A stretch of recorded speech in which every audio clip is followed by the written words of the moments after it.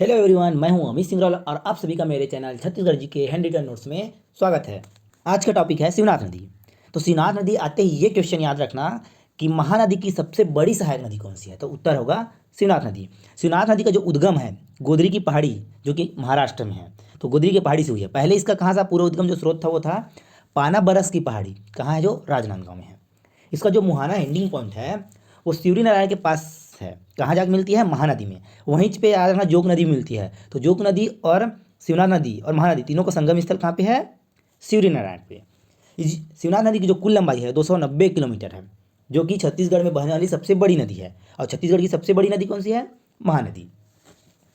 शिवनाथ नदी के किनारे जो बसे शहर हैं, एक तो दुर्ग है, नांदघाट, याद रखना नांदघाट बेमेतरा में है। पूछ दिया जाता है नांदघाट कहाँ है, तो बेमेतरा।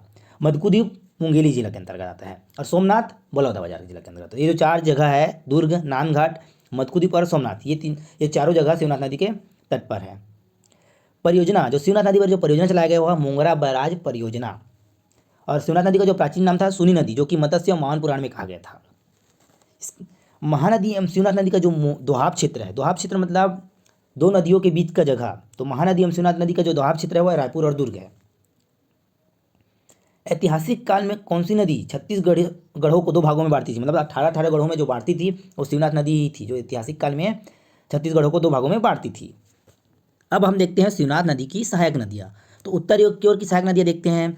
सूरी नदी है, आमनेर नदी। आमनेर नदी से याद रखना जो मुस्का नदी और पिपरिया नदी है, और ये दोनों आमनेर नदी में खैरागढ़ में जाकर मिलती है। तो ये संगम स्थल पूछ दिया जाता है। आमनेर नदी, पिपरिया नदी और मुस्का नदी का संगम खैरागढ़।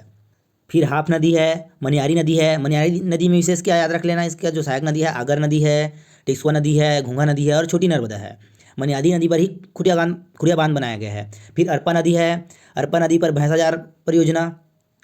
फिर उसकी जो सहायक नदी है खारंग नदी है, जिस पर खुटाघाट बांध बनाया गया है। फिर लीलागर नदी, लीलागर नदी के तट स्थल है वो है मल्हार। तो ये उत्तर की सहायक नदी है किसकी?